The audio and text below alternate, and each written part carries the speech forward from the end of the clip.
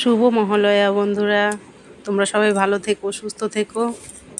তো এত সকাল সকাল আমি কোথায় যাচ্ছি দেখো, রেডি হয়ে। আজকে তো মহালয়া, তো কর্তামশাই আজকে তর্পণ করতে যায় সদরঘাট। তো আমাদের বললো চলো তোমাদের নিয়ে যাব। রেডি হয়ে নিচ্ছি, 4টের সময় আমাদের ঘুম ভেঙে গেছে। আমি রেডি হচ্ছি, আমার ছেলে রেডি হচ্ছে।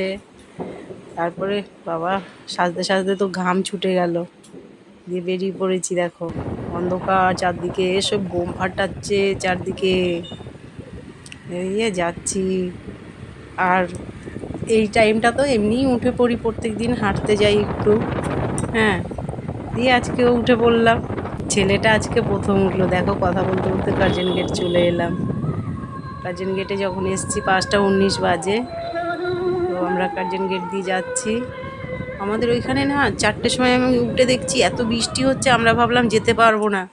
তো দেখো এদিকে এসছি, দেখো তেলিপুকুরের এইখানটায়, বীরহাটা, এটা বীরহাটার এইখানটায় একটু বৃষ্টি হয়নি। কত শুকনো ধুলো উঠছে, কত এত ধুলো। আমি এই দিকটায়ও একটু হয়ে যেতে পারতো বৃষ্টিটা, ধুলোটা কম উঠতো।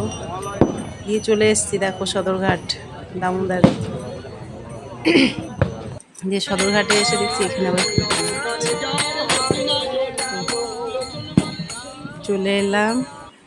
এবারে সবাই রেডি হবে, তো তার আগে কর্তামশাই সেই 7 পুরুষের নাম তো ফোনে লেখা আছে, সেটা একবার দেখে নিচ্ছে।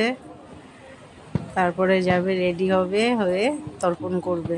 তো দেখো এখানে কত মানুষ, ভিড় দেখো একবার। যত বেলা হবে তত আরও ভিড় বাড়বে। আমরা তো অনেক সকাল সকাল চলে এসেছি, 5টা 5:30টার মধ্যে এখানে চলে এসেছি আমরা। তো কর্তামশাই তো রেডি হওয়া হয়ে গেল, রেডি হচ্ছে। তারপরে আমরা আমরা মা ছেলে তো দাঁড়িয়ে আছি। দিয়ে ছেলে বলছে মা চলো কাশফুল তুলবো। এত কাশফুল ফুটেছে এখানটায়। আমি বলছি না বাবা, ওইখানটায় আমি যাব না, জোক আছে এখানটায়। জোকের জন্য ভয়ে কেউই যাচ্ছে না কাশ বনে কাশফুল তুলতে।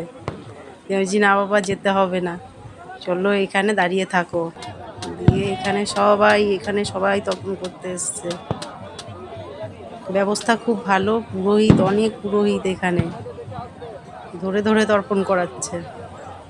তো চিনতে পারছো এখানে কোথায় সে?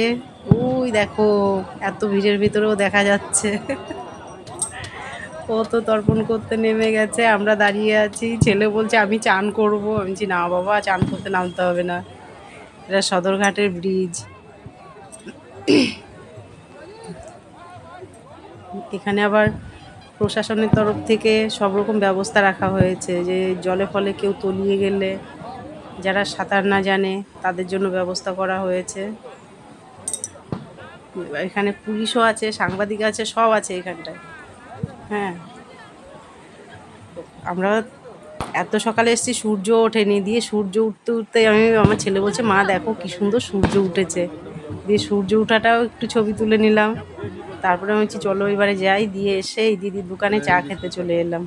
প্রত্যেক বছরই এই দোকানটায় নাকি চা খায়, বলছিল যে আমরা এই দোকানটায় চা খাই প্রত্যেক বছর। দিয়ে আমি বলছি চলো চা খেয়ে নিই। দিয়ে আমরা এখানে চা খাচ্ছি, দিদি চা ঢালছে। দেখো বাবা, চা দিয়ে ধোঁয়া উড়ে গেল দেখো।